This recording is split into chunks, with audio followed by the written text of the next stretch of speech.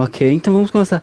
Boa noite a todos. Primeiramente, eu quero agradecer a todo mundo que está aqui ouvindo, é, por estar presente hoje em mais uma Conversações. A gente sempre está buscando convidar alguém para participar com a gente, né? E hoje nós temos a presença de Cecília Coimbra, né?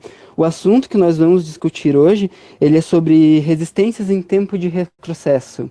E aí com flores, poesia e Cecília Coimbra. Cecília ela é militante, guerreira, mulher, forte, insurgente, apaixonada por novos ares, um doce de pessoa, me sinto muito acolhida com a conversa com ela. É, além de toda a polpa de currículo, né? Título, Cecília ela é um corpo que resiste, inspira resistência, é uma mulher forte. Boa noite, Cecília. Um beijo grande a todos vocês. Cecília tá conseguindo ouvir bem? Estou conseguindo ouvir muito bem.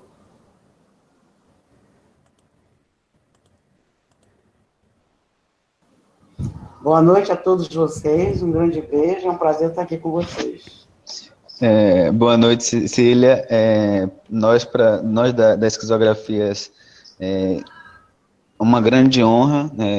Não é nenhuma novidade para as pessoas que nos acompanham que você tem sido uma grande inspiração para a gente no que a gente escreve, no que a gente produz. Eu, particularmente, enquanto psicólogo, isso é um pouco mais acentuado, por você ser um dos principais nomes da psicologia brasileira. E assim, tendo como mote a fala da resistência em tempo de retrocesso, eu queria que você começasse falando para a gente como essa frase te afeta. O que é que isso te faz produzir, o que é que te faz pensar? Olha, veja bem, ainda mais no dia de hoje, né? Parece que nós escolhemos um dia extremamente delicado, complexo e que dá para a gente pensar muito, né? Justamente nessa questão, esses tempos de retrocesso que a gente vive e como, né, estarmos dentro desse caldeirão sem referendar determinados modelos que querem o tempo todo que a gente referende, né? Principalmente gente que não precisa ser psi, mas qualquer outro profissional, mas especialmente o psicólogo, o psiquiatra, o psicanalista, os psis da vida, né? Referendam, e nós estamos a nossa emergência em termos históricos tem a ver com isso, para referendar determinados modelitos, né? Que interessa àqueles que detêm poder. Então, hoje é um dia muito propício para a gente poder pensar. Não fazer reflexão, porque eu não gosto de refletir coisa nenhuma. Eu acho que reflexão só leva a gente a ver o que já tá posto. Eu acho que a gente, o ato de pensar, né, vai levar a gente a tentar produzir fissuras, rupturas e tentar criar, né, em cima do que tá posto. Né? Então é um prazer estar aqui com vocês. Esse tema eu acho que fala muito da minha vida.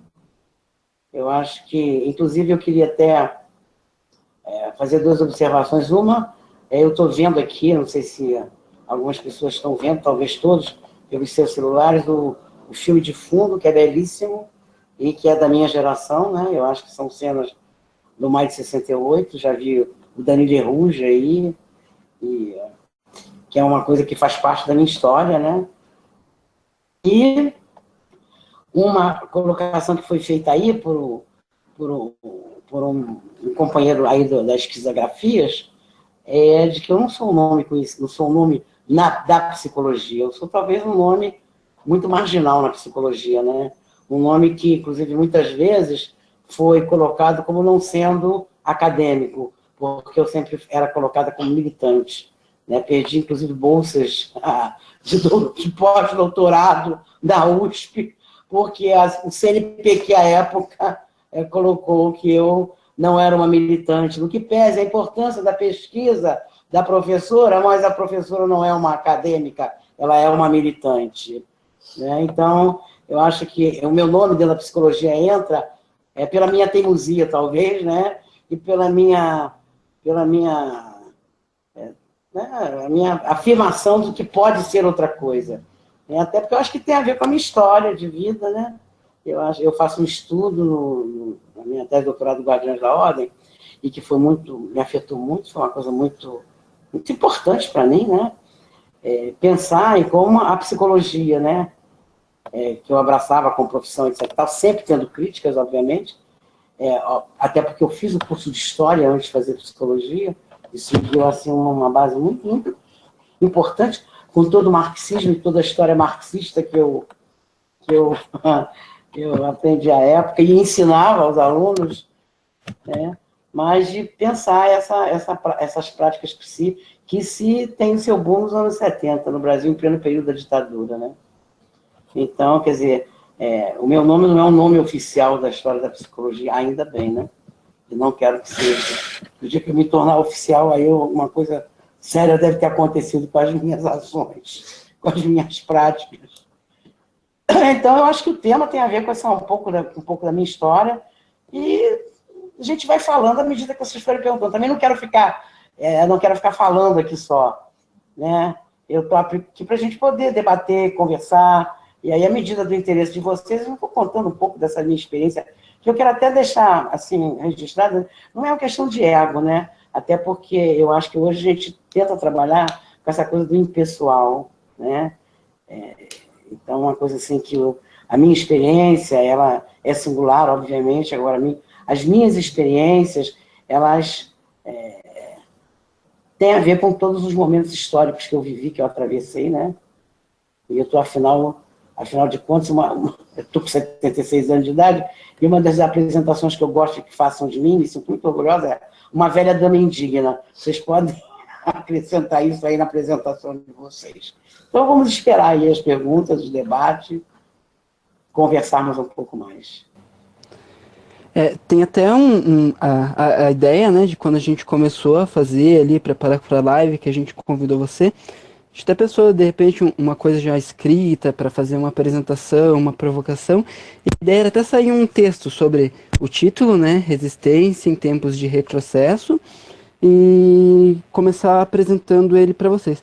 Mas durante o dia, né, o dia a dia, acho que tem muito uma coisa da prática, ou do contexto que a gente acaba se inserindo, a gente se afeta de uma forma tão grande. A ideia antes era estar com um textinho pronto, tudo certinho, mas com as últimas reviravoltas, né, que a gente tem na política recentemente, bastante gente saindo para a rua, bastante ato acontecendo, o texto ele mudou um pouquinho e é de acordo com essas experiências. Então eu trouxe algumas cenas para vocês hoje, né, para compor essa sala e de repente fazer uma provocação sobre essa questão da resistência, do retrocesso. Ela começa essa primeira cena, né? Ela é uma fala, ela está povoada pelo retrocesso, e a gente define aqui um horizonte. A cidade cheia de linhas que a gente chama de segmentares, como rodovias, desenvolvimento por região que privilegia centros, o tipo de locomoção que você tem. E nosso personagem, que hoje está habituando essa cena, né? Ele está habituando através de uma rotina. É um estilo de vida quase mecânico.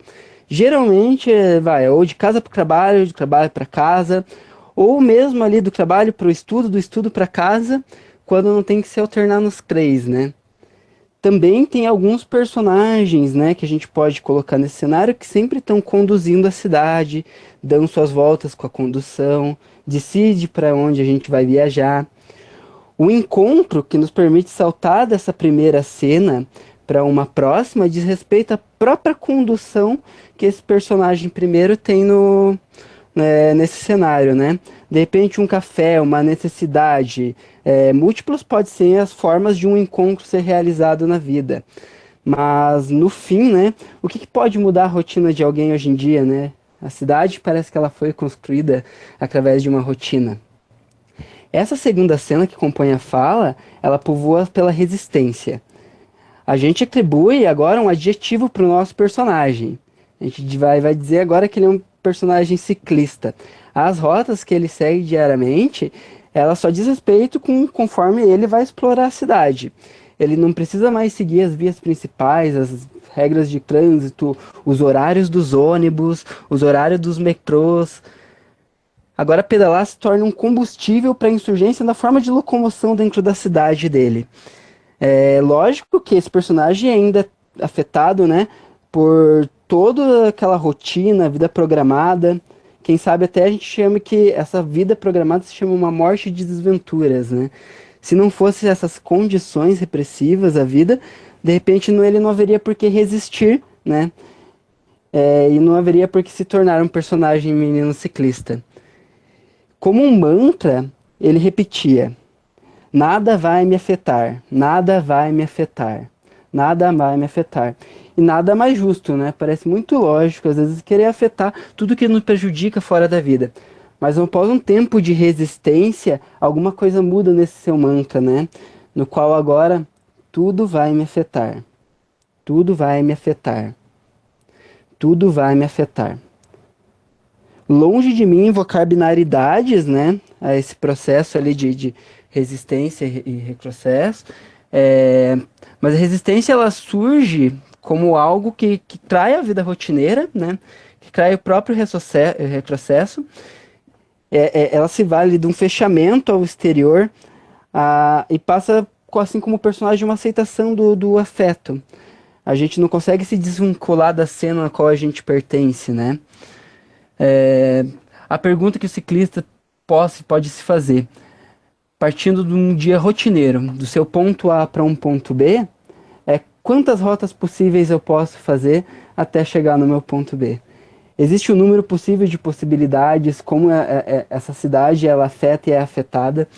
Existem estratificações e existe uma pessoa que, ao mesmo tempo, pode se livrar ou não tenta se livrar disso. Essas são as duas primeiras cenas, né, do que a gente tem para uma imagem de uma live hoje. Pensar na resistência e no retrocesso como algo de repente intrínseco. Um existiria sem o outro, por exemplo? É uma pergunta às vezes tão simples, mas pode fazer a gente pensar um pouquinho mais. E aí agora deixa vocês falarem um pouquinho, eu falei demais. Sua fala é um impulso para a gente pensar a ideia de resistência em retrocesso, e aí eu vou fazendo alguns links com o que Cecília já colocou em relação aos modelos. A ideia da busca de um modelo, a busca de um representante, a própria resistência, os próprios representantes da resistência vivem em busca de modelos. A gente usa o Maio de 68 e, principalmente no mundo dos militantes acadêmicos, Maio de 68 ficou como um marco a ser a volta do Maio de 68. Nós precisamos ser que nem os estudantes de Maio de 68. Ou então nós precisamos voltar a ser cara pintadas, sabe? Nós precisamos voltar a ser que nem a militância da época da ditadura. Então, assim, eu acho que, apesar de serem pontos de partida interessantes, eu acho que a gente precisa tomar um pouco de cuidado, ser prudente nessa busca dos modelos, de voltar aos modelos que já aconteceram, porque são tempos outros. Nós não vivemos mais com a mesma pegada dos estudantes da ditadura. Nós vivemos mais como o Maio de 68. São novos... Precisamos... O próprio Deleuze fala da ideia que nós precisamos buscar novas armas. E aí, a partir disso, eu tenho percebido, nos dias atuais, dois movimentos dentro dos movimentos de resistência. Os movimentos dos gritos silenciosos e os movimentos dos gritos silenciados. O que é que eu penso como um grito silencioso? É como o gado que dentro do pasto, dentro das cercas, ele muge muito, mas ele ainda está dentro das cercas. Ele está fazendo muito barulho, mas ele ainda está dentro da cerca. E para isso, para o boiadeiro, esse gado é super interessante, porque ele continua ali. Ele faz barulho, ele está ali, mas no final das contas ele está dentro das grades, está dentro está arrebanhado. E aí, até que ponto, mesmo a resistência, que se crê resistência insurgente, não está dentro dessas quatro paredes, seja nas paredes universitárias, seja nas paredes da própria internet. E aí vem os velhos gritos que são silenciosos e nada e a gente precisa se questionar até que ponto esses gritos têm produzindo interferências. E aí eu sempre brinco, como a nossa revolução hoje em dia é uma revolução com memes, com imagens satíricas, com emojis, competições, e eu fico me perguntando até que ponto também a gente avançou em algumas estratégias que até então não foram tão bem sucedidas. Então, assim, eu penso que a gente precisa problematizar até que ponto esses gritos de fato estão sendo gritos, até que ponto esses gritos de fato resistem. E outra questão é a partir da ideia dos gritos silenciados, que vem uma força de captura. E aí isso, o Antiédipo diz muito para a gente de que as máquinas capitalísticas elas vão descodificar, elas vão desterritorializar, elas vão desorganizar e elas vão reterritorializar da forma como elas querem, com força, com truculência. O Vladimir Safatli, ele fala uma coisa que é muito interessante, uma das conversas dele. Ele fala assim, por exemplo, a polícia como um vetor do poder instituído. A polícia desencadeia o caos para que a ordem seja desejável, mas a ordem é a ordem que ela impõe. E a forma como ela desencadeia o caos é para que aquele que resiste seja criminalizado, aquele que porta o pinho-sol na mochila seja criminalizado, enquanto o verdadeiro crime está acontecendo às claras e sem que o poder atue nisso. Então, esse grito de resistência tem sido capturado por essas forças dessa maneira. Então, eu queria pensar junto com vocês, e se a Cecília puder comentar isso a partir do lugar de fala enquanto militante, como é que ela percebe as estratégias de resistência na atualidade?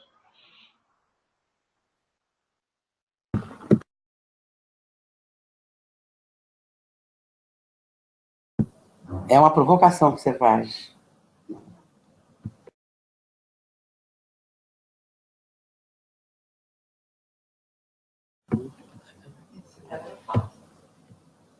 Olha, é uma provocação que vocês estão... Essa sua fala. Achei linda, linda, linda essas duas imagens que você coloca. Lindas, potentes, e dizem tudo, né? Eu acho que hoje é um dia onde as fissuras até podem acontecer, mas a gente vê muito claramente, né? Em muitos outros momentos, e a gente tem vivido isso, essa coisa dos gritos silenciosos. Genial isso aí, cara. É isso aí, estão dentro de currais, estão dentro da crença do Estado, estão pedindo mais Estado, né? É uma das coisas que a gente mais vê hoje, né? Na política de representação. Eu vejo isso aí com os meus companheiros de outrora. Eu, óbvio que são companheiros ainda, mas que comungávamos das mesmas concepções, e me dá uma profunda tristeza, porque eu me sinto muito só, né? A minha geração se sente muito só nesse sentido. Cada vez que é muito, né? Eu acho que a leitura desses autores, certos encontros, né, que eu tenho tido, certas experiências me fazem realmente perceber o quanto, né, durante anos, eu na minha militância, eu queria o Estado, eu queria a política de representação, né? E eu fui fundadora do PT aqui no Rio de Janeiro, tenho muito orgulho naquele momento disso, saí do PT antes das minhas saladas, pedaladas, o que seja aí, e obviamente a gente vê claramente o PT sendo criminalizado, obviamente, né? Mas a gente vê, né, como, e a gente percebe isso, e até com muita dor em muitos momentos, né? As pessoas, de um modo geral, com as vozes, dentro, como você bem colocou, né, com os gritos silenciosos e dentro, né, de determinados, como é que se diz? Eu não trabalho com o setor rural, como é que se diz quando o gado está tá cercado no curral, né? No curral. Falta só no curral. E hoje a gente tem, obviamente, como nossos... o Deleuze já colocava isso muito bem, né? Todo devir revolucionário ele é minoritário, né? E como essas vozes, esses gritos, né? Não são nem vozes, como você usa muito bem o termo gritos, esses gritos silenciados são os gritos que podem se tornar perigosos, né? A gente fala muito isso quando a gente fala da questão da memória desse país.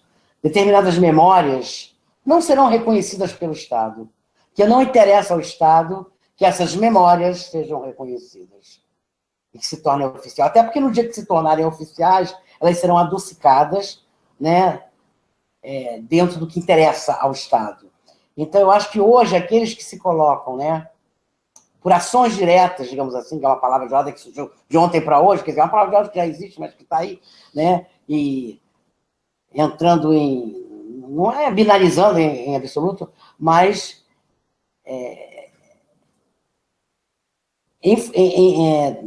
talvez entrando no coro, né, mas de uma outra forma, das diretas gerais já, né? Então, é uma das coisas que a gente tem que pensar, né? A hegemonia dessas vozes silenciosas, que no fundo não se tornam silenciosas, que os grandes meios de comunicação, os partidos políticos, fazem com que elas se tornem efetivamente, né, hegemônicas e dominantes, que é isso que a gente acaba vendo nos grandes meios de comunicação, né? E esses gritos silenciados, que serão cada vez mais silenciados, né? Eu acho que a gente tem que estar alerta para isso, né? Eu acho que as redes sociais, coletivos, né, essas conversas, esses encontros, né, que é do encontro que, né, a gente sabe disso, a gente acredita nisso e a gente afirma isso, é do encontro, né, que as coisas nos encontros que as coisas se produzem, que o pensamento se faz, né, que ele é obrigado a se fazer, que nós continuaremos sendo minoritários, que bom, porque não queremos o poder. Mas eu achei linda essa imagem, essas duas imagens que você traz. Então, assim, outra coisa que você coloca que é interessante é como ainda somos apaixonados por alguém que nos conduza, como alguém que nos coloque para dizer o que a gente tem que fazer, como o salvador da pátria. O pessoal da esquerda bate muito na direita, dizendo que espera de um mito que isso aconteça. Mas a esquerda também espera, seja do Lula, seja do Ciro Gomes, enfim, dos representantes que vai vir a salvação do momento de retrocesso no Brasil, sabe? Então, assim, eu acho que a prisão a certos tipos de modelos é como o gado que se apaixona pelo seu dono, que quando ele chega perto da cancela, ele vem para perto para que o dono conduza ele, para diga para onde ele vai, o dono vai lá com toda a sua eloquência de um boiadeiro, vai conduzindo, e o gado vai seguindo, achando que está tudo tranquilo, que ele vai ser conduzido para um pasto mais farto, quando na verdade ele está sendo conduzido para ser sacrificado. Então, assim, a gente precisa pensar, até porque é preciso confrontar a lógica do devir revolucionário com a lógica do futuro da revolução. Eu acho que a gente, mesmo discutindo isso, a gente ainda está um pouco preso à ideia do futuro da revolução, sobretudo nas redes sociais e até enquanto nas academias, porque a gente ou busca no passado, o passado é o que era bom, na minha época é que se fazia resistência, ou busca no futuro esperando que essa resistência venha dos mais jovens, que a resistência venha de um salvador da pátria. Então, acho que a gente precisa pensar no presente. Curiosamente, no Japão, crise e oportunidade é escrito da mesma forma. Então, eu acho que a gente precisa pensar na crise como uma oportunidade. O que é que a gente pode extrair do caos que se coloca, possibilidades de interferência, possibilidades de produzir o novo. E não só sentar e esperar que nas eleições diretas virá alguém para resolver isso, porque é muito mais sutil. Eu acho que a lógica da representação nos coloca num sentido muito, de fato, assujeitado. sentado, a gente espera que as mudanças venham, a gente espera que os programas, os projetos não sejam aprovados como a gente não quer. Aí, não gostei desse projeto, vou para a rua. Beleza, interessante. Mas e aí, entra a captura e eu pergunto, talvez eu esteja sendo um pouco pessimista agora, mas assim, eu pergunto, qual a interferência que atualmente ir para a rua tem tido? Porque assim, fizemos uma greve geral, certo? Paralisamos um dia, foi a maior da história, muito interessante. Mas, e aí, qual foi a produção que isso teve? Porque, para quem tá lá em cima, se é que se pode falar nisso, a interferência que isso tem produzido não tem sido mínima, sabe?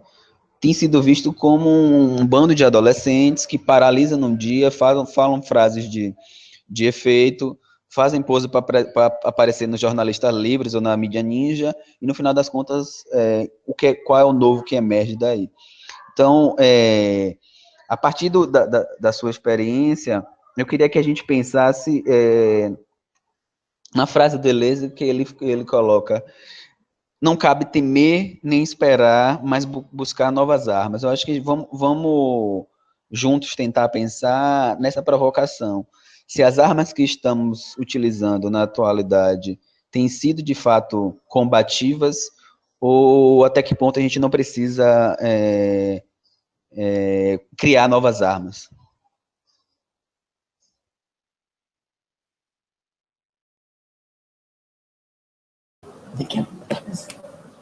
Eu queria falar um pouquinho, agora eu queria abrir para as outras pessoas também, para a gente poder conversar mais, etc e tal. Eu não sei como é que é, se é só vocês aqui perguntam. Eu estou meio por fora desse negócio aqui, entendeu? É a primeira vez que eu estou fazendo isso na minha vida. Bom, é a grande questão, né? Porque hoje a gente já na universidade, quando eu já estava, porque eu estou aposentada, quando eu estava na universidade, como professora ativa, etc e tal, não sei o quê, continuo ainda na pós, mas ia para as assembleias, né, durante greve, e já a gente colocava isso há 15 anos atrás. Nós temos que tentar inventar outros modos de luta. Porque a greve era aquela coisa desgastada, aquela coisa que a gente, né?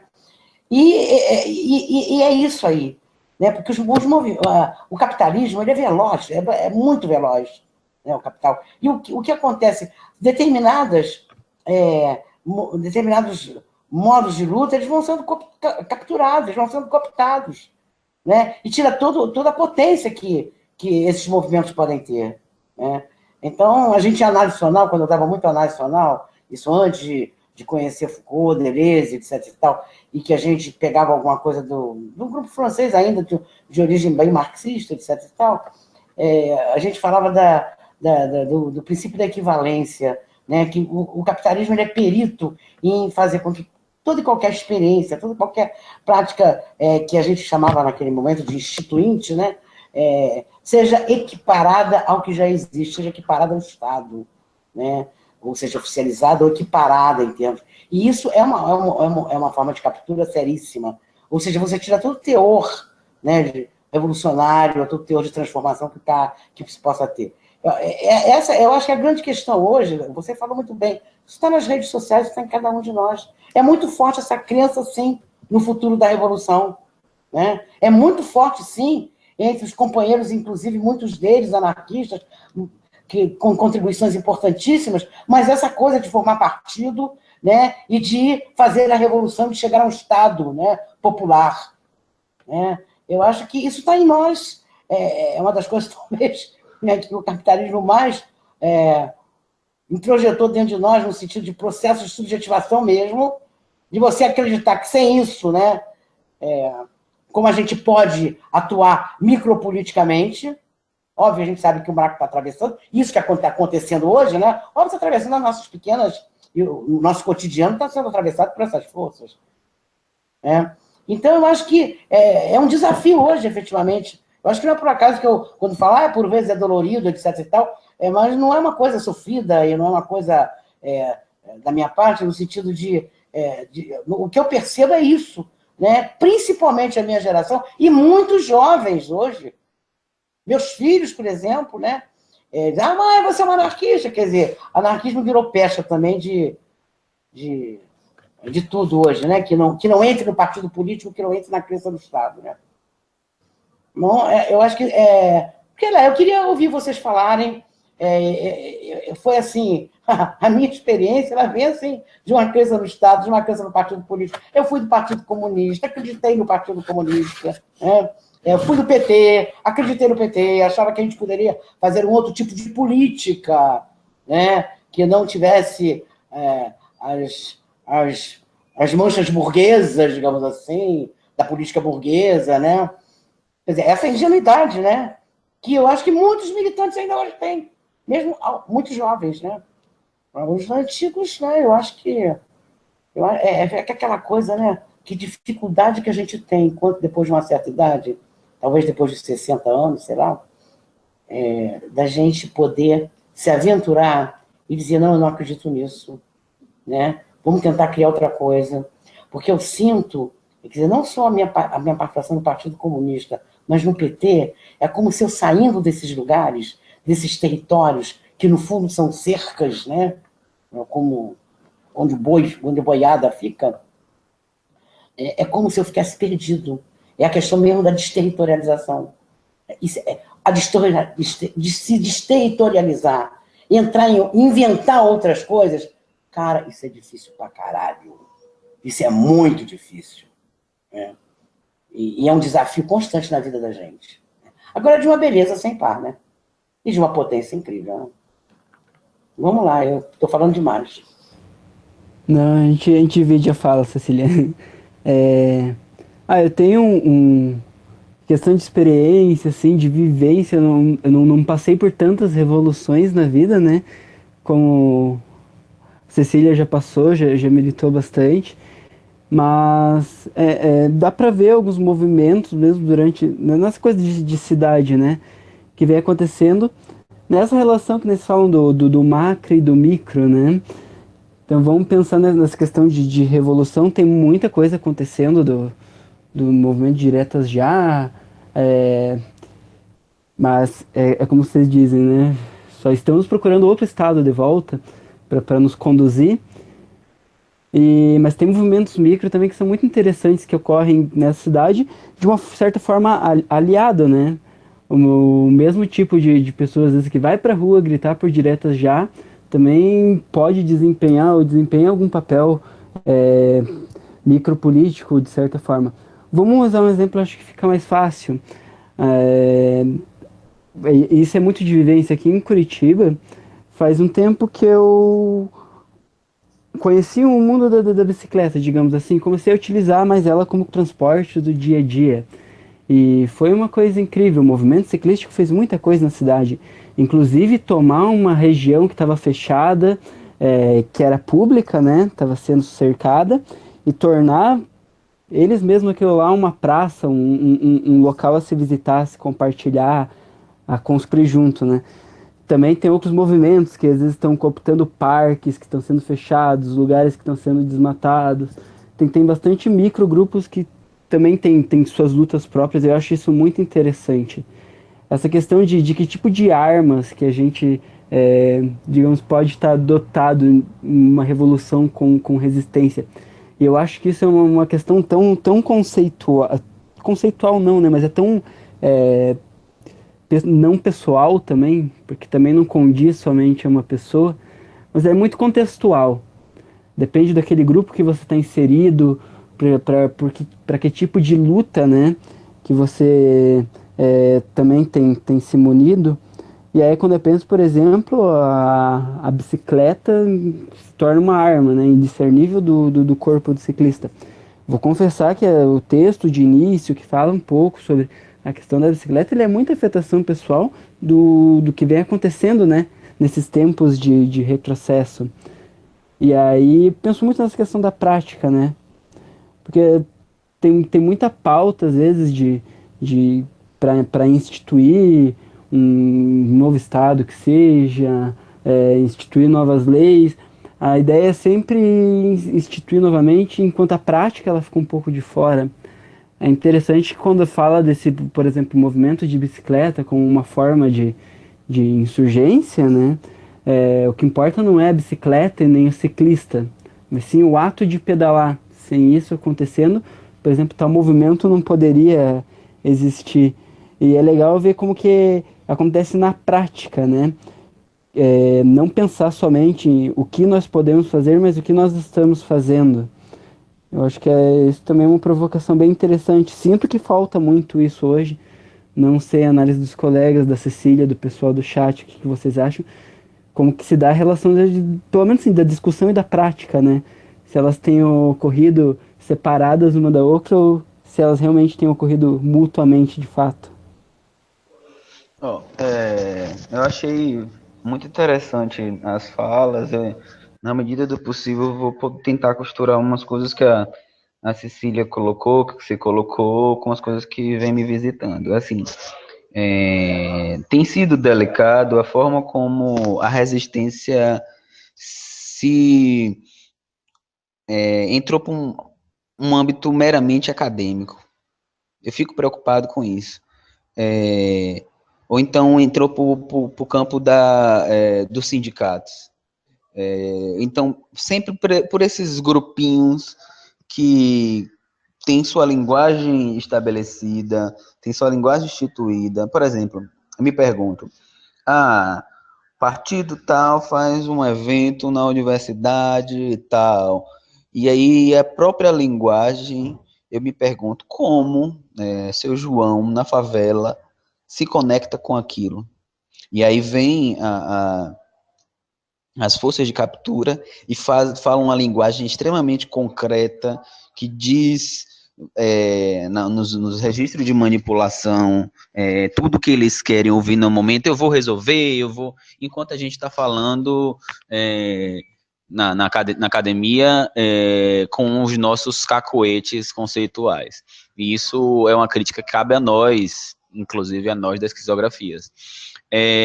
Precisamos pensar num saber que não se feche nas quatro paredes da universidade.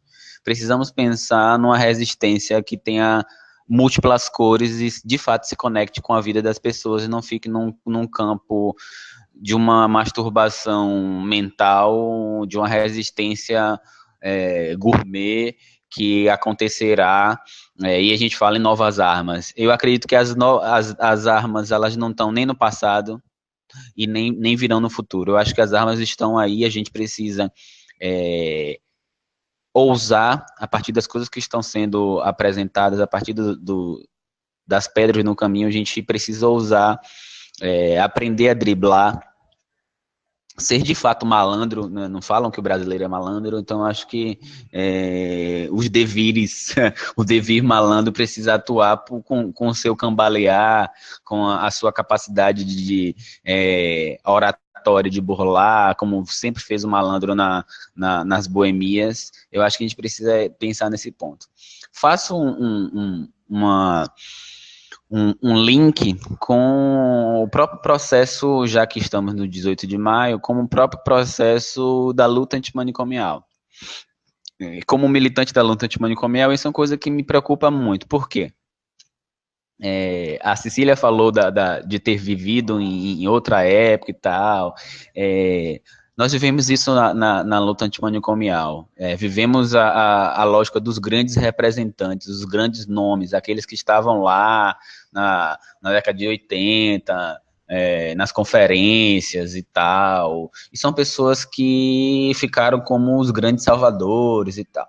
Mas são pessoas que, em virtude do próprio processo, o tempo às vezes dá umas rasteiras na gente, são pessoas que estão envelhecendo, são pessoas que não têm mais o mesmo pique de estar no campo da militância, e a militância não tem se renovado. As pessoas estão saindo dos cursos com uma visão da loucura muito institucionalizada. Então, isso é um exemplo, tudo que a gente está falando é um exemplo que está acontecendo na própria luta antimanicomial. Precisamos pensar na luta antimanicomial, já que hoje é o dia, em novas armas. Precisamos pensar, inclusive, se possível, uma reforma da reforma psiquiátrica, porque os próprios CAPs, que foram uma grande invenção, estão se tornando pequenos manicômios. Está surgindo cada vez mais o boom das comunidades terapêuticas, sejam elas religiosas ou não. Então, assim, o desejo de manicômio, ele foge por todos os lados. A gente está num processo que é extremamente potente, que é de fechar o hospital psiquiátrico, isso é fundamental, mas a gente precisa pensar no manicômio, no micromanicômio que habita cada um de nós. Se a gente fala em microfascismo, que somos todos, temos todos a possibilidade de sermos microfascistas, então temos todos a possibilidade de ter micromanicômios em nossas atitudes, em nossas falas. Então, resistirmos a isso é fundamental, porque senão a gente sai do hospital, grande hospital psiquiátrico, vai para o CAPS, e continua com práticas manicomiais e as coisas continuam da mesma forma. Então, tanto que o pessoal até brinca chamando dos capscônios. Então, e é isso. Outra questão que me vem quando se fala em resistência, se pensa muito na coisa da rua, vamos resistir na rua, vamos resistir na... Mas, assim, eu acredito que a gente também precisa tirar esse modelo da resistência. É possível, preciso, e aí, de uma forma até esquizográfica, é possível que a resistência ela possa habitar outros espaços que não só o âmbito da macropolítica. Mas, assim, é necessário resistir na arte. A gente quando a gente fala de música, músicas que desafiaram o poder, a gente vai e toca Cálice de Chico da década de não sei das quantas, a gente toca Geraldo Vandré, como a arte tem resistido hoje em dia, sabe? Hoje em dia, por exemplo, eu vejo que os poucos movimentos que têm produzido interferências no que está posto é o movimento do rap, que é um movimento extremamente marginalizado, e que bom que continue à margem, porque se for para o centro, talvez vai se institucionalizar. Então, assim, eu acho que a resistência a gente precisa ampliar um pouco para pensar na necessidade das micro-resistências, das resistências plurais, que estão na universidade, na forma como se escreve, na forma como se produz. Porra, para que eu vou produzir um grande artigo que não se conecta com a vida, que se conecta só com as quatro paredes da universidade? Isso precisa estar na saúde. Como é que eu vou resistir às práticas que são enclausurantes? Isso precisa estar... Então, assim, a diversidade dos movimentos de resistência são gritantes. E, às vezes, quando a gente fala no resistir, a gente fica muito na ideia do lá, vamos para a rua, black bloc. A gente precisa pensar que existe multiplicidade de resistência, que a gente pode, somando forças, o que o Guattari chama da revolução molecular, isso precisa ganhar força nas nossas práticas, nas nossas teorias. Tem um texto da Esquiza, das esquizografias, que ela pergunta, a Esquiza pergunta, o nosso pensamento está se tornando dócil? Até que ponto as coisas que a gente pensa, as coisas que a gente escreve, ferem o status quo? Até que ponto as coisas que a gente tem produzido cria rupturas no que está posto? Então, assim, e aí eu queria que a Cecília colocasse uma pergunta que surgiu aqui na live. É do Jorge Davi. Primeiro, agradecer ao pessoal aqui que está na live conversando com a gente. Fernando Terra, Aline Nascimento, da Biane Salvino, o Douglas Novaes, o Jorge Davi. O Jorge Davi faz a seguinte pergunta. A Cecília falou do anarquismo e Deleuze tem sido citado na conversa. Tem como fazer uma ligação entre o Deleuze e o anarquismo? E ele completa. E caso seja possível, essa ligação... E caso seja possível, essa ligação entre Deleuze e o anarquismo é o que Deleuze chama de anarquia coroada, que teria essa ligação? O que seria essa anarquia coroada que o Deleuze fala? Então, eu passo a bola para para Cecília, para ficar à vontade para comentar as coisas que a gente colocou, para discordar, para colocar o que você pensa sobre isso, para que a gente ponha em movimento, e a pergunta sobre o Deleuze, o anarquismo e o anarquismo coroado.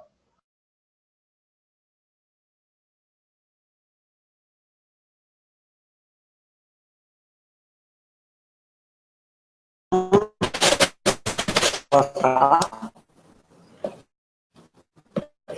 Muita coisa, né, cara?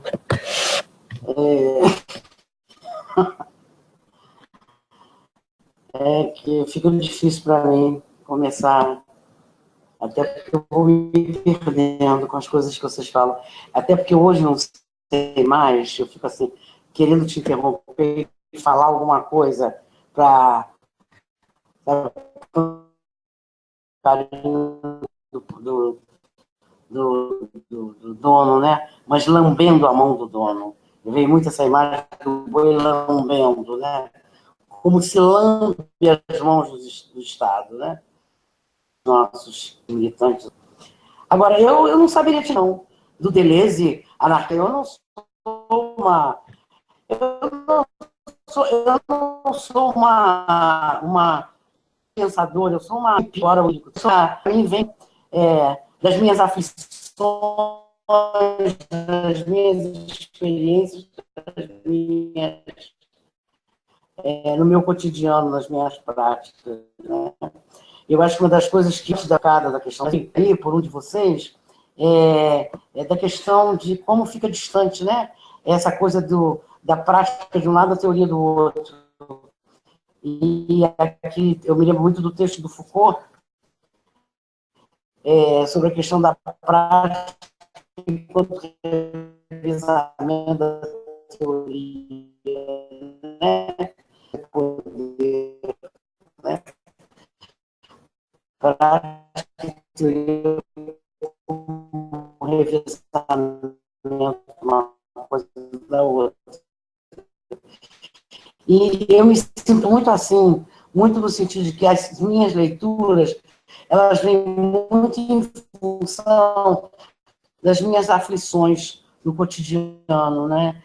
Eu nunca fui uma pensar,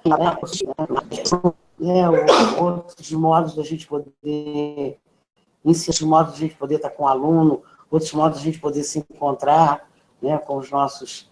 E eu vejo isso que você fala da academia, isso eu sinto profundamente, né? Não são só as agências de fomento que consideram a Cecília como não acadêmica. Os meus próprios colegas sempre me consideraram como, quer fazer política, vai fazer o estágio da Cecília, né? Vai falar de militância, vai falar de política. Isso não é falar de psicologia, isso não é estudar profundamente determinados autores, né?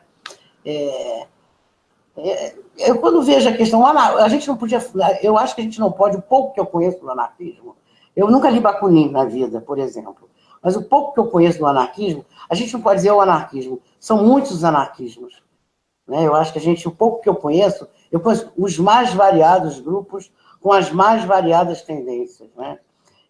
Eu não sei se o Deleuze, eu não li isso dele, mas eu não sei se o Deleuze poderia ser colocado como anarquista, acho que não, né? Eu acho que, até porque rótulo, e eu não gosto de rótulo, e eu acho que Deleuze também não gostava de rótulo, esses autores não, até porque eles vão contra todo e qualquer tipo de identidade, contra todo e qualquer tipo de modelito, né? E eu não sei se poderia considerar o Deleuze como anarquista, não. Eu acho que ele é um filósofo que vai se colocar claramente, né, contra o Estado, contra as armadilhas do poder. Eu acho que isso fica muito mais claro com o Foucault, por exemplo, né? Quer dizer, quando essa lógica que a gente estava se referindo, e que é muito o que está acontecendo hoje, no dia de hoje, e nos dias que virão, né, possivelmente, é a lógica de alguém que nos represente, né, aquele que leve o rebanho pelo melhor caminho. Eu ouço isso muito dos meus companheiros, né? Mas, Cecília, votar nulo, não votar, né? Mas vamos votar no menos pior. Pelo menos, né, a situação antes era um pouco melhor, né? Então, essa lógica é uma lógica muito forte, né? E eu acho que muitos anarquistas entram também por essa lógica. Então, eu não poderia falar, eu não entendo, como tendo um anarquismo, tem muitos anarquismos, né? E não gosto também de rótulos, né? Eu não sei, nem sei se Deleuze falou isso, até gostaria de saber quem perguntou, eu até gostaria de poder saber o que ele chama de anarquia coroada. Vamos trocar aqui um pouco, né? Eu realmente não conheço esse termo nele. E não sei se... Eu não consideraria como anarquista. Eu não daria nenhum rótulo, né, para esses pensadores com os quais a gente, né, óbvio que não são mestres, né, eu não suporto essa palavra mestre, porque pressupõe discípulo e eles não queriam isso, né, acredito eu. Mas é aquela coisa que outro dia vocês escreveram, Esquizografia escreveu de uma forma muito bonita, né? Vocês já escreveram muito bem sobre a questão da universidade, né? Da reprodução, e outro dia também sobre essa questão da gente mitificar determinados autores. De a gente ficar batendo com a cabeça para determinados autores, né? Como se fosse um dogma que a gente não pode questionar, né? Não pode criar em cima disso. Né? Assim, pegando o que você colocou, às vezes tem uma fala do Deleuze que ele, numa entrevista que ele fala assim, no fundo, nós, eu e o Guattari, nós somos ainda os marxistas. Só que assim, a crítica do anti-Édipo focaliza muito na máquina capitalista, na máquina capitalística. Só que assim, se a gente for pensar, qualquer tipo de partido, qualquer tipo desse emaranhado de forças, ele realiza aquelas capturas. Evidentemente que o capitalismo produz isso de forma mais sagaz, mais violenta. Mas se a gente for pensar num socialismo como, meu Deus, o Marx, e até o anarquismo enquanto partido, eu acho que essas capturas sempre vão acontecer. Evidentemente que a gente precisa pensar nas possibilidades de fuga, que isso varia de acordo com o modelo que está colocado. Mas sempre em que há modelo, há uma produção de assujeitamento. Porque as assembleias, as reuniões, as greves, sempre têm as produções dos seus assujeitamentos. Temos que fazer isso, temos essa metodologia, não podemos fazer isso. E assim, penso em relação concordo com você em relação à multiplicidade. Em esquerdas, anarquismos. Porém, eu acredito que os movimentos de resistência no Brasil têm pecado numa coisa de ter transformado a produção da política numa briga de comadres ou de compadres. Porque a minha esquerda que eu produzo, ela é mais combativa do que a sua. Não, a sua esquerda, ela é re-rap, ela é... E assim, beleza. Para além das diferenças, eu acho que a gente precisa perceber o que há de transversal nisso, entendeu? Eu acho que a gente precisa perceber o que é que a gente pode colher, inclusive de produzir fissuras dentro da lógica do partido, sabe? O que é que pode vir de novo do partido? Porque se a gente também fica de bater o pé adolescente de é partido, não quero, é anarquismo, não quero, enquanto isso, os movimentos de retrocesso, os movimentos mais conservadores, eles estão produzindo liga, eles estão conversando, eles estão querendo, estão unindo forças, enquanto a gente fica, não, o meu é melhor, o meu é mais... Todos apaixonados pelo poder, todos querendo alcançar o poder. E aí faz muito sentido o que o Deleuze fala sobre não existe partido de esquerda, não existe governo de esquerda, porque se há governo, se há o Estado, então há uma venda, há uma entrega, há uma paixão pelo poder. Então, nisso, quando a gente fala como você citou, a relação da gente ter criado alguns textos sobre a universidade, sobre termos criticado o fato dos, entre aspas, esquizoanalistas terem eleito, exaltado um Deus Leuze, pelo fato de que a gente precisa... O movimento ele vai ser criado a partir dessa crítica. É muito lindo ficar, enquanto esquizonalistas, batendo só na psicanálise. Ah, a psicanálise é uma bosta, morta análise, repetindo tudo que o Deleuze e Guattari falaram. É muito fácil, enquanto esquerdistas, ficar fazendo coro ao que o Marx falou lá no livro dele, não sei do ano, não sei das quantas. É muito fácil, enquanto um anarquista, ficar repetindo as coisas. Então, assim, eu acho que a gente precisa pensar o hoje. De que forma eu posso pensar, a partir dessas armas, o hoje? O que é que eu preciso torcer no que já está posto para caber no hoje, para criar no hoje? Então, assim, pode ser que os conceitos do anti-édipo lá, da efervescência do maio de 68, alguns não sirvam para porra nenhuma hoje em dia. Então, assim, a gente precisa ter sensibilidade para ou simplesmente descartar ou poder fazer as nossas ligações. Então, assim, Cecília, eu sei que você está, em alguns momentos, querendo interromper, e pode ficar à vontade. Enquanto a gente estiver falando, se você quiser fazer interferências no momento da fala, você pode falar, interromper e a gente conversa.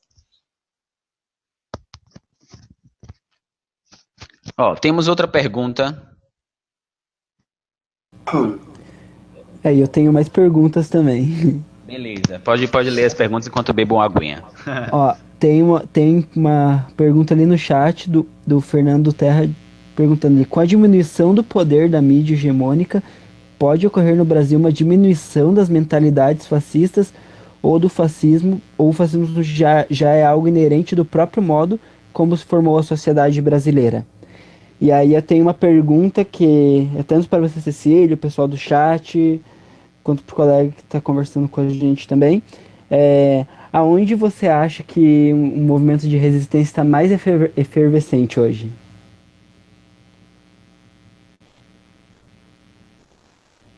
Repete essa última pergunta, por favor. A última pergunta é: aonde você acha que um movimento de resistência tá mais efervescente hoje? Em que polos, né? Olha, aí eu fico. Sabe que certas perguntas, me desculpem até, mas fica parecendo como se eu fosse dar. É como se eu tivesse emitindo uma determinada verdade. Eu fico meio incomodada com isso, porque são palestras que eu dei ao longo da minha vida, e que, mas como pode fazer isso assim? Como se eu tivesse uma receita de bolo. Então eu quero até dizer muito claramente o seguinte: isso aqui é o que eu penso nesse momento. Eu amanhã não sei se eu estarei pensando isso. Eu não sei se outras ferramentas, né, outros pensamentos poderão estar me atravessando, outras forças poderão estar me constituindo. Né? Então, as falas que eu quero deixar isso muito claro e enfatizar isso. O que eu estou trazendo aqui são falas sempre muito provisórias, óbvio que são as minhas verdades, não? Nesse momento, né? Mas verdades provisórias, né? E que amanhã pode não ser, isso pode ser uma outra coisa. Eu não sei, naquela primeira pergunta, eu não sei se está diminuindo, é a minha percepção, mas eu não sei se está diminuindo, né, o poder da mídia hegemônica. É uma pergunta que eu faço, que eu problematizo. Será mesmo que o poder da mídia hegemônica está diminuindo? Né? Só porque as redes sociais estão aí, porque a gente tem o maior número a questão da informática está aí? Eu não sei. É uma questão que eu problematizo. Sabe? Para quem chega lá, pro seu Antônio, ou pro neguinho da esquina, tá chegando a Rede Globo. Tá chegando a grande mídia hegemônica. Não mais a mídia escrita, a mídia televisiva. Né? Então, isso aí eu problematizo, não sei se está diminuindo ou não. Né? Ao contrário, eu acho que cada vez o poder de produzir subjetividade, de modos de viver e de existir, que a mídia traz, é cada vez maior. Está cada vez mais fortalecido. Só um comentário aí. Não, pode falar. Já que a gente vai fazer uma coisa mais desconstruída. Vamos conversando e você pode interferir na minha fala também. Concordo com você. Que bom, que bom. Viu? Que bom, concordo com você. Eu fico nervosa muito, essa disciplina muito, só posso falar depois que alguém acabar de falar, eu fico nervosa. Eu não suporto reunião de partido, onde a gente tem que obedecer a fala do outro, ou ficar discutindo conjuntura, odeio isso. Né? Então, não, é uma coisa que a gente tem que problematizar. Será realmente? Sim. né? Sim. E uma outra questão, quer dizer, isso, será que diretamente se pode colocar uma ligação direta com a questão do aumento dos movimentos de resistência? Não sei. Né? Então, onde mais se, qual o polo, né, que foi a segunda questão? Gente, nós não sabemos, porque esses movimentos de resistência, eles são invisibilizados. Interessa que não sejam conhecidos, não são notícia, não estão nos grandes meios de comunicação. E não vão estar. E eu acho que somos nós, através dos nossos encontros, das nossas experimentações, estão dizendo para eu falar mais baixo, que já estou gritando. Eu vou me inflamando, vou começando a gritar. Desculpe aí, gente, o tom de voz. Mas... Tá ótimo, tá ótimo. Mas é porque eu não gosto de ficar falando assim, fala você, depois eu falo. Eu quero conversar com as pessoas. Sim, então, sim. Então, veja, a gente não sabe, cada um de nós sabe um pouquinho. E eu acho que é importante nesses encontros da gente, a gente poder trazer, né, esses pequenos movimentos que não são pequenos, mas minúsculos, mas que são invisibilizados, desclassificados, né? Criminalizados, né? Que a gente possa trazer o que a gente pode conhecer de cada um deles. Eu acho que essa troca é fundamental, porque eles não vão estar nos grandes meios de comunicação. Para isso, sim, as redes sociais podem servir. Eu acho que podem servir muito, né? Nesse sentido de coletivizar um pouco mais essas diferentes experiências que a gente sabe que estão acontecendo. Experiências autogestivas, experiências do comum, né? E que a gente não sabe. Assim, eu concordo, tanto pelo lado de que a mídia hegemônica, também coloco minhas questões se a mídia hegemônica ela está enfraquecendo, e além disso, se a gente for parar para perceber nas redes sociais, é onde o fascismo ele está ganhando muita voz. Então, assim, Sem dúvida. Sabe, você para abrir uma página sobre vou usar um exemplo até caricato, mas o que ganhou hoje a mídia, essa semana, a mídia podre do Brasil foi sobre o fato de uma atriz não ter comido um determinado prato num programa da Globo. E aí o comentário que foi feito é assim, essa macaca, se fosse na época da escravidão. Então isso nas redes sociais. Então assim, será que as redes sociais não estão sendo, por outro lado, um espaço onde o microfascismo ganha mais espaço, ganha mais... Sem dúvida.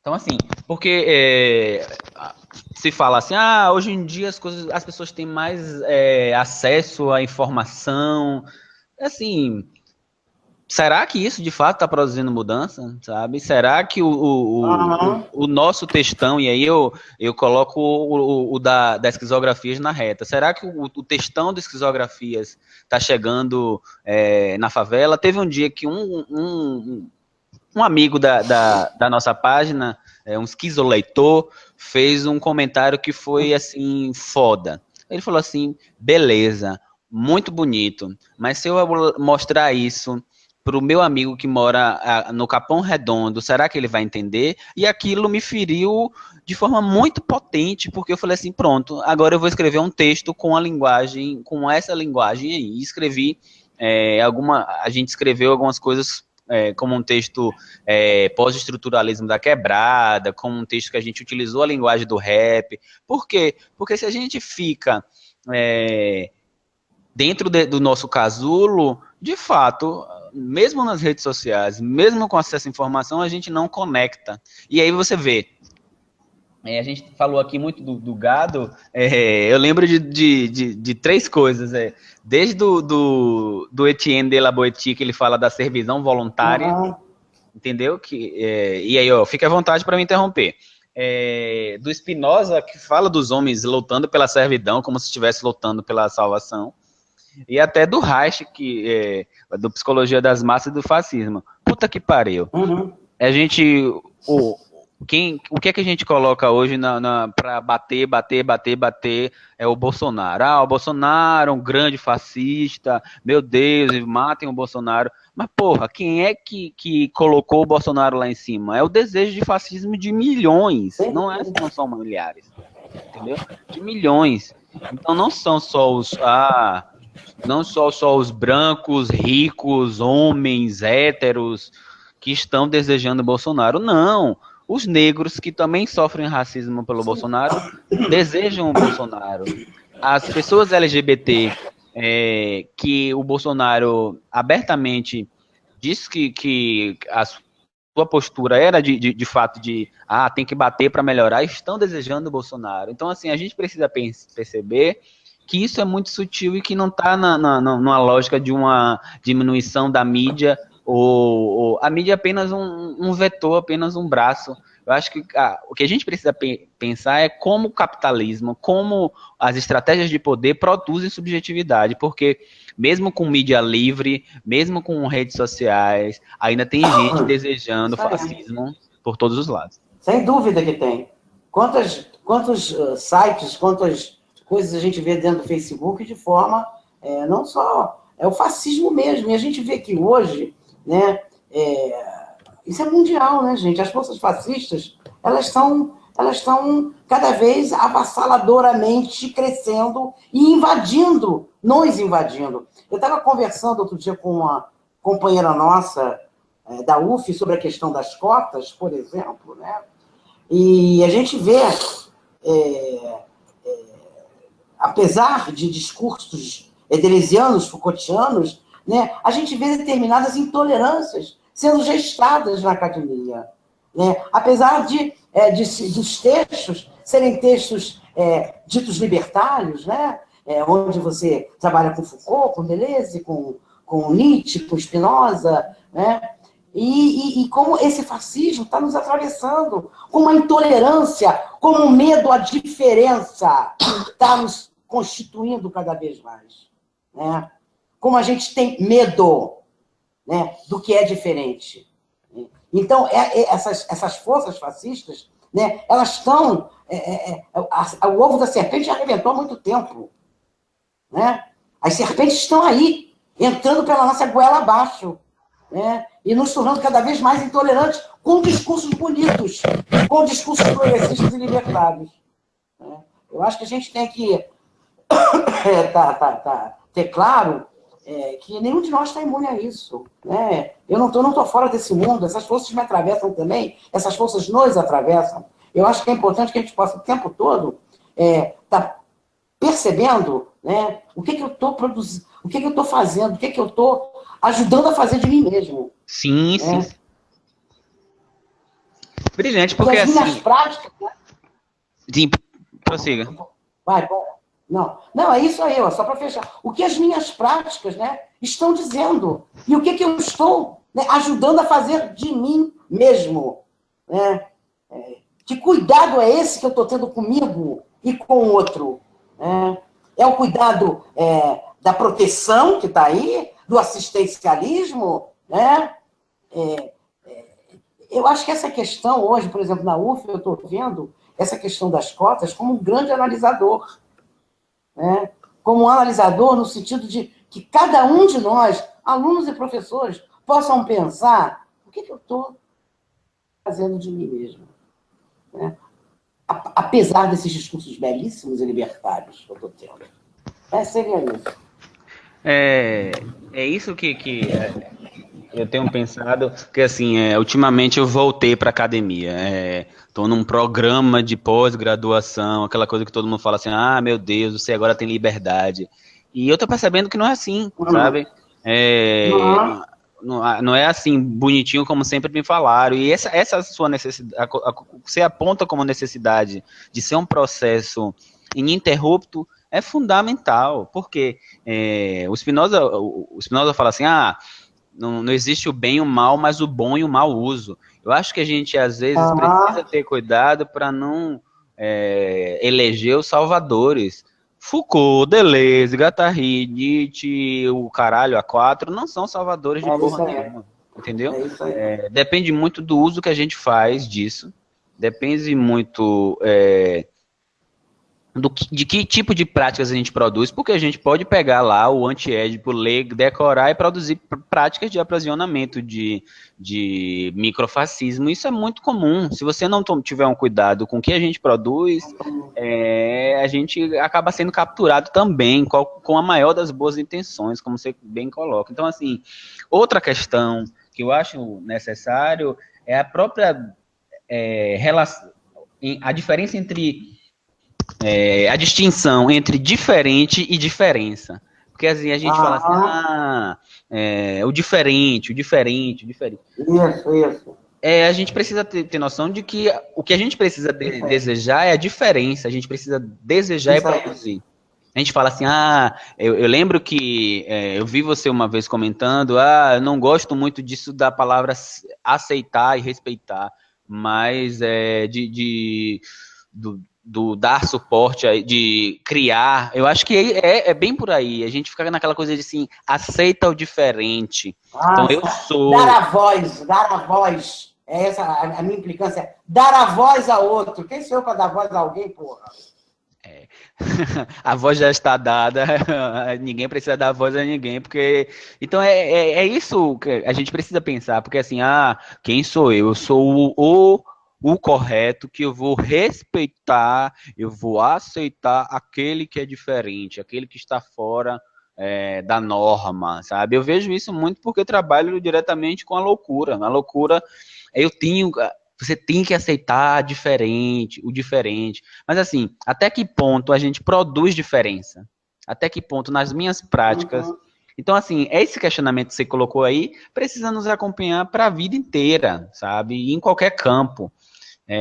Porque somos suscetíveis de capturas em qualquer espaço que a gente esteja, sabe? Quem numa escrita de um trabalho, em determinado momento, não empacou e falou, porra, o que é que está vindo de novo daqui?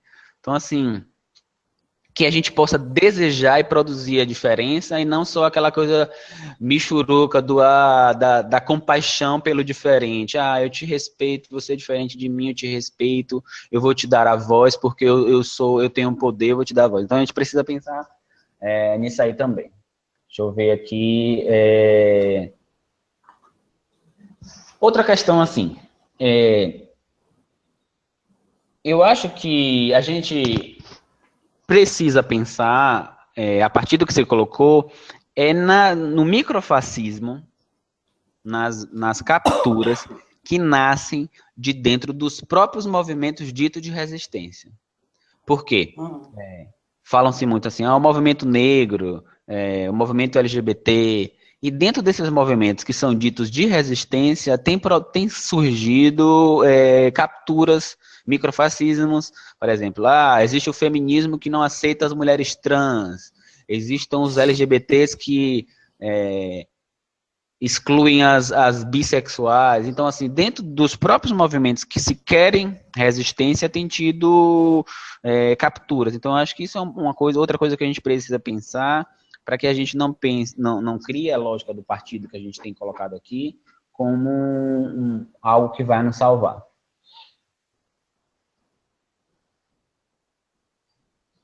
A outra voz pode fazer um vínculo entre as perguntas e a gente.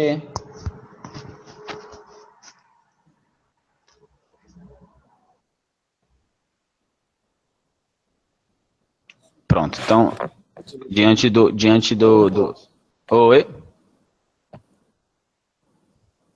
A outra voz quem é? A outra voz sou eu? Não tô nem não, temos uma terceira voz. Tá. Desculpa a minha ignorância informática. Tranquilo. É que eu sou um pouquinho mais tímido, eu falo um pouquinho menos. Então, assim, outra questão que eu penso, e aí, sobretudo, a partir dos últimos acontecimentos no Brasil, é assim, será de fato que a gente está se mobilizando quando a gente se prende numa esperança? Porque a gente está sem dúvida. Saca? A esperança de que tudo vai melhorar, sabe? Eu acho que a esperança... A esperança é foda, cara. A esperança é uma foda muito mal dada. A esperança é perigosíssima. Vai, desculpe. Não, sim, concordo. É perigosíssimo porque aquela. Eu vejo a esperança como uma cadeira de balanço, que você tem a impressão de que você está se movimentando, mas você está no mesmo lugar. Entendeu? É isso Você aí. está no mesmo lugar. Ah, não, vai Fica melhorar. aí. Quem espera sempre alcança, às vezes salve a esperança. É. Quem espera alcança porra nenhuma. Então, assim, eu acho que Porra nenhuma, justamente. Então, assim, eu acho que a gente precisa. E eu tô falando assim, eu acho que a gente precisa, eu acho que a gente precisa. E aí eu quero fazer a mesma colocação que a Cecília fez. Eu acho que não tô num lugar, gente das esquizografias. Uma vez um crítico fez um comentário interessante pra gente, dizendo que nós estávamos ensinando os leitores da página a não criticar o Freud. A gente das esquizografias não está encucado com ensinar coisíssima nenhuma. A gente não está aqui para ensinar. Eu acho que a gente está para produzir junto e às vezes para produzir um desaprender. Eu acho que a gente não quer ensinar coisa nenhuma. Então, assim, nosso lugar não é de criar fórmulas, é de criar problemas, quem sabe, entendeu? É de incomodar, já que esquizografias vem de fato de uma escrita que produz fissuras, a gente quer incomodar, a gente quer, já que temos muitos acomodados, muitos que estão gritando, pensando que estão ferindo os ouvidos do poder, e os ouvidos do poder estão lá, imunes, estão gritando silenciosamente, a gente quer incomodar, quer tirar do lugar, quer desfazer a certeza. Então, assim, da mesma forma como a E aí, Cecília... lembrando... Diga. Vai, continua, depois eu te... Não, pode dizer. Não, porque eu me lembrei do Manuel de Barros, né? Sim. Quando você fala, a gente está aqui também para produzir inutilidades. Sim, para sim. produzir aquilo que é considerado como o lixo. A poesia, por exemplo, é considerada lixo para o capital. Né? Então, não é por acaso que vocês escrevem tão poeticamente. Né? Eu acho que o trabalho de vocês tem essa, né, não só a questão visual das imagens que vocês colocam, que tem a ver com a questão da arte que você colocou, né? A arte sempre como transgressora, né, de um modo geral, né? E vocês utilizam isso muito bem. Né? Então, eu me lembrei do lugar de ser inútil, do Manuel de Barros, da produção de inutilidades, daquilo que é visto como lixo. Né? Apenas uma observação poética, lembrando o nosso poeta pantaneiro Manuel de Barros. Perfeito, perfeito. Porque, e outra questão, assim, de que forma do lixo a gente pode criar armas com isso, sabe? Do que é inútil para o poder, a gente pode criar possibilidades.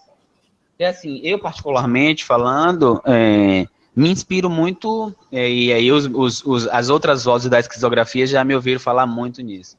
Eu particularmente me inspiro muito numa louca que trabalhou com lixo, que foi Stamira. A Stamira, do modo dela, com a potência dela, criou muita força a partir do que ela falava. Então, assim, a loucura de Stamira é extremamente potente para a gente pensar o que a gente vive hoje, seja pelos conceitos que ela cria, seja pela figura dela, seja pela imponência que ela fala diante de tudo que aconteceu. Então, assim, que a gente também desça dos nossos pedestais de normalidade, já que falamos hoje no dia da luta antimanicomial, que a gente desça dos nossos pedestais de normalidade, das pessoas que detêm a cura, que detemos as respostas do que é resistência em tempos de retrocesso, porque essas perguntas não, essas respostas não estão prontas. Nada, aliás, está pronto, né, meu amigo? O que está pronto é o que interessa ao poder, né? O que está pronto é o que é útil ao poder. Porque nada está pronto, tudo está sempre se fazendo, até nós, né? Que bom, né? E aí, ó, já que você colocou do nada na pronta, eu vou voltar novamente para a loucura. Por que a loucura é tão perigosa, sabe? Porque é imprevisível. A loucura, o que nós, como seres do controle, queremos é a previsibilidade. A ciência nos colocou nisso. Eu quero saber o que o outro vai fazer. E aí, se eu não consigo fazer isso, eu vou enclausurar. Então, o capitalismo... os movimentos de captura fazem isso muito. Eu não sei o que é que pode vir daí, então vamos reterritorializar, vamos reorganizar da nossa forma, sabe? Com a linguagemzinha fechada. E assim, e a gente precisa tomar cuidado também para que esse movimento dos reorganizado não nos conduza a um estacionamento para a gente se estacionar no poder, sabe? Ah, eu agora alcancei isso, sabe? Eu agora detenho essas forças. E aí, sabe? E aí? Eu lembro muito do prefácio que o Foucault fez no Antiédipo, numa edição do Antiédipo. A ideia do se apaixonar ao poder não está distante de nós. O questionamento se a gente está apaixonado pelo poder precisa vir constantemente. Porque, diga.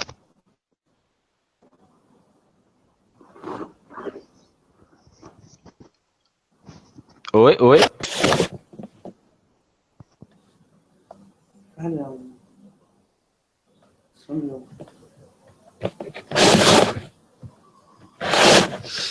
Então, assim, diante do silêncio, diante do silêncio eu vou só completar com uma coisa, porque assim, tenho pensado que uma das coisas que são mais lucrativas e mais interessantes pro capitalismo não é a produção de capital, é a produção de subjetividade. É como o capitalismo produz gente, maneira de pensar, de falar, entendeu? Porque olha como é interessante, pensa, Cecília, como é interessante o capitalismo produzir o lambe-botas dele, falar assim, olha, eu estou aqui lambendo as botas do meu salvador da pátria, porque ele vai me conduzir enquanto afasta cada corpo dessa força de produzir possíveis. Porque estamos cada vez mais nessa esperança, na busca do futuro da revolução, afastados do nosso poder de produzir possíveis. Então, o capitalismo produzindo gente dentro dos seus quadrados, gritando, achando que está fazendo revolução, é extremamente interessante. Então, assim, uma coisa que a gente precisa pensar em termos de resistência é dessa maneira, que a resistência não se resuma a esses espaços institucionalizados, constituídos de fazer as militâncias, mas que a resistência ela precisa vir no próprio âmbito da subjetividade, porque senão a gente vai estar na rua levantando cartaz pro próximo boiadeiro, um boiadeiro mais bonito, um boiadeiro com uma camisa de uma cor diferente, um boiadeiro talvez com menos dedos, um boiadeiro com uma camisa vermelha e tal. Então, assim, a gente precisa pensar até que ponto a gente não está achando que a libertação está caminhando por um retrocesso maior. Eu queria convidar a Cecília, se ela quiser fazer umas falas de considerações finais. De antemão, agradeço pela potência das considerações.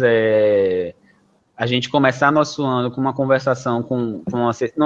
Não foi fácil encontrar essa mulher, não, viu? A gente precisou colocar uma voz da gente para ir lá conversar com ela, porque ela ficou um pouco com algumas defesas com essa coisa da internet. Mas dizer para você, Cecília, que você está presente nas coisas que a gente escreve, na nossa motivação, é uma inspiração e às vezes uma piração para a gente. É muito potente ter a possibilidade de trocar com você e não como um ídolo, não, ai meu Deus, Cecília, não, como alguém que está aqui, que se abre ao encontro. Uma vez numa conversa com você, eu falei assim, porra, eu estou impressionado que você não sobe em pedestais e fala cara a cara, e de fato fiquei impressionado, diante de tantos autores que se são como ídolos, te ter perto da gente, falando cara a cara, a nossa língua, sem que você esteja em cima de um pedestal dizendo verdades, é muito potente, e isso nos inspira pra caramba.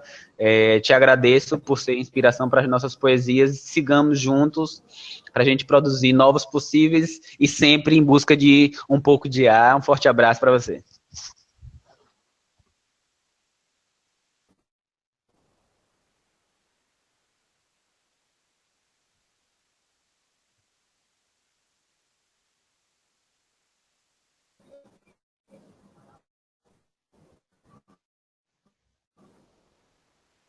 Olha, muito obrigada, mas não é porra nenhuma, meu amiguinho. Ter encontros cada vez mais potentes. Informática me afastou desse papo. Eu cada vez tenho mais dificuldade de querer. Eu não aceito mais palestras em universidade, na puta que pariu, em congresso. Não vou mais. Não gosto disso, porque, na verdade, você fica defendendo verdades. Eu não suporto esse tipo de coisa, cada vez menos. Né? Então, me incomoda profundamente. Eu gosto de bater papo, eu gosto de conversar. Né? Eu não gosto de ficar... fala, agora é a sua vez de falar, depois é a vez do outro falar. E você fica defendendo. E, normalmente, as mesas redondas, palestras, o raio que o parta que é feito por aí, né? É muito nesse sentido. Fica defendendo verdades. Eu estou fora disso. Eu quero bater papo mesmo. E me tira desse pedestal, pelo amor de Deus, entendeu? Eu tenho fobia à altura, inclusive, né? Em todos os sentidos. Boa, agradeço profundamente a vocês. Eu gostaria, assim, de pudesse bater mais papos, né? Uma merda esse negócio, a gente tem que ficar esperando o outro falar. Que bom que a gente, do meio para agora, para o final, a gente conseguiu, pelo menos, né, interferir um na fala do outro, que eu acho que... Resistir a isso, né? Porque eu estava incomodadíssima naquele início, cara. Querendo falar sem poder... Mas é isso, eu acho que acho que é aquela coisa, né, meu filho? Eu tento ser, dentro da minha vivência, da minha experiência, né, e que eu...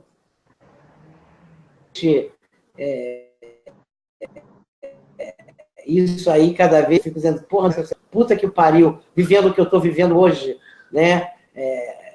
Me preocupa profundamente, né? Não é essa ciranda instituída, escrota que a gente está vendo aí. Hoje foi um festival de cinismo, né? Uma coisa nojenta que a gente ouviu na televisão. E a coisa também, né? Ficou muito clara hoje como as manifestações foram manifestações permitidas, né? Como a Rede Globo e como outros mídias hegemônicas deram um espaço incrível, sem criminalizar, elogiando o caráter pacífico, né, das manifestações. A gente tem que estar com o pé atrás. Eu sempre digo, só para ter gente fechar, eu sempre digo, quando a Rede Globo, né, ela bota Outro dia eu fui entrevistada por uma porra aí do jornalista hegemônico, e que botou tudo que eu não tinha dito, ele botou, da Folha de São Paulo, sobre a minissérie da Globo, né? E falando da importância da minissérie da Globo sobre o período da ditadura, eu digo, não estou vendo. E eu acho muito estranho, né? Nesse momento, se falar da ditadura, quando as pessoas continuam apodrecendo nas prisões, quando as pessoas continuam desaparecendo, quando as pessoas continuam sendo exterminadas, né? E o número de desaparecimentos é altíssimo, cada vez é maior no Rio de Janeiro e nas principais capitais do país e no mundo, né? Então, é muito sintomático você dizer, aquilo existiu lá, né? Por isso é que quem trabalha com a questão da memória é fundamental que a gente pense essa memória no hoje, né? Quer dizer, a gente possa trazer as nossas experiências para as experiências do hoje, né? Para o neguinho que está ali na esquina, né, que não tem visibilidade nenhuma e que vai ser morto e que todos nós vamos aplaudir, dizendo, menos um para me assaltar.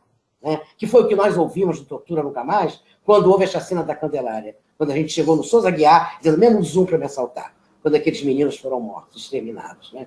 Então, eu acho que é fundamental que a gente possa estar na academia realmente pensando nesse cotidiano da gente, né? Pensando nessas forças fascistas que estão em nós também, em cada um de nós. Né? E eu acho que a grande questão, eu fecharia com isso, né? É o que estamos ajudando a fazer de nós mesmos. Né? E, para isso, eu gostaria, aí eu não posso perder o meu coisa de professora, eu tenho um livrinho aqui que eu estou colocando como, eu botei até na minha coisa do Facebook, aos nossos amigos, Crise e Insurreição. Eu acho que todo mundo deveria ler. Eu acho que seria uma discussão muito interessante a gente pegar este livro, aos nossos amigos, né? E o título é belíssimo, né? Que é a política da amizade como uma forma de resistência, né? O momento que a gente está vivendo hoje. Quando o capital produz a crise, produz a democracia, né? E a gente embarca nisso. Então, muito obrigado a vocês. E estamos juntos, né? Estamos juntos. Também queria agradecer, Cecília, o pessoal do chat que ainda está acompanhando. E deixar no ar também a proposta para a gente fazer mais conversa, sim, Cecília. Você está convidada a vir sempre que quiser para bater um papo com a gente. E que a gente possa um dia, quem sabe, só interrompendo um pouco, que um dia a gente possa, quem sabe, fazer esses papos cara a cara, como uma das vozes da gente tem essa sorte, que um dia a gente possa se encontrar, sentar e falar sobre isso, falar sobre besteiras e rir, porque a gente merece isso. E como merecemos. E agradecer e dizer assim mesmo, muito obrigado. A fala foi maravilhosa, a conversa foi maravilhosa. Principalmente quando todo mundo parece que mergulhou de cabeça ali. Bora esquecer esse negócio de ordem para falar mesmo, porque para papear não tem ordem. A conversa ela vai desenrolando na medida que acontece, né? Mas para finalizar, eu também separei lá uma terceira cena, só para lembrar daquelas duas cenas do começo, em que tinha a cena do ciclista que a princípio não se movimentava e depois insurgiu contra a cidade fazendo a sua própria rota. Mas a terceira, cena se povoa tanto pela resistência quanto o retrocesso presente nele, né? Que ele traz uma infinidade de conceitos que podia ajudar a entender essa questão de movimento, linhas de fugas, linhas segmentares, platôs, livros radiculares, molar, molecular. Tem tanto conceito, né, que enfatiza essa guerra, essa batalha de se viver uma vida estruturada e fechada ou se abrir para possibilidades, né? O mantra, né, no caso que o ciclista repete, em algum momento vai se tornar, né, liberdade é uma palavra de honra, liberdade é uma palavra de honra, liberdade é uma palavra de honra. Mas nessa terceira cena, o personagem menino ciclista, ele insurge não em forma de sujeito, e sim de ação. Isso que eu gostei bastante da conversa hoje, porque ela surge muito em relação à ação. Produzir fissura no sistema, praticar a liberdade, e mesmo esses infinitos conceitos que ajudam a gente a entender essa questão de resistência e repressão, isso surge só como um âmago de um diagnóstico ali de uma sociedade que tem múltiplos contextos, tem múltiplas formas de se viver, mas parece que todo mundo está seguindo uma mesma vida, bem rotineira, né? Então, assim, no nosso dia a dia, de acordo com o tempo, com a rotina de Cronos mesmo, aonde que a gente pode encaixar ali dentro do nosso contexto a insurgência, a resistência e como prática de vida mesmo, né? Tirar um pouco esse negócio da dicotomia do papel e do agir e lembrar que tudo é vivido, né? Tudo é como um verbo no infinitivo. E que se de alguma forma a gente vai aprender alguma coisa com tudo isso, que o mantra se torne um reexista, né? Reexista. Reexista. Então é isso. Muito obrigado, Cecília. Muito obrigado a todos que viram. E a gente continua conversando e bora fazer a próxima live daqui a um tempo.